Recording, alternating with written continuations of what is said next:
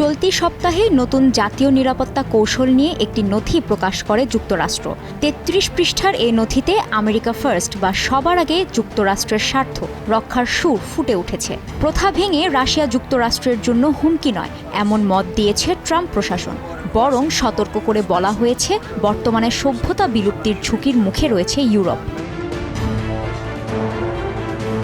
এছাড়া আগামীতে যুক্তরাষ্ট্র ক্যারিবীয় সমুদ্র ও প্রশান্ত মহাসাগরের পূর্ব প্রান্তে মাদক পাচারকারী নৌযানের চলাচল প্রতিহত করার দিকে নজর দিতে দেবে। প্রয়োজনে ভেনেজুয়েলার বিরুদ্ধে সামরিক অভিযানও পরিচালিত হতে পারে। পাশাপাশি প্রতিরক্ষা খাতে জাপান, দক্ষিণ কোরিয়া, অস্ট্রেলিয়া ও তাইওয়ানকে বড় ব্যয় বাড়ানোর পরামর্শ দেওয়া হয়েছে। ট্রাম্পের নতুন নিরাপত্তা কৌশলকে স্বাগত জানিয়েছে রাশিয়া। এক সাক্ষাৎকারে ক্রেমলিনের মুখপাত্র দিমিত্রি পেসকভ বলেন, যুক্তরাষ্ট্রের নতুন কৌশল অনেকটাই রাশিয়ার দৃষ্টিভঙ্গির সঙ্গে মিলে গেছে। দুই দেশের চিন্তায় তেমন কোনো ভিন্নতা নেই। চূড়ান্ত মত দেওয়ার আগে মস্কো মার্কিন নথিটি আরও ভালো করে যাচাই বাছাই করে দেখবে বলেও জানান এই রুশ কর্মকর্তা।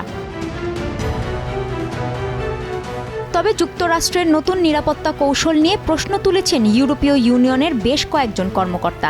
তাদের মতে একমাত্র ও সবচেয়ে গুরুত্বপূর্ণ সম্পর্ক হল যুক্তরাষ্ট্র ইউর ইতিবাচক সম্পর্ক। ট্রাম্পের নিরাপত্তা কৌশল নিয়ে যুক্তরাষ্ট্রের অভ্যন্তরীণ রাজনীতিতেও দেখা দিয়েছে মতবিরোধ।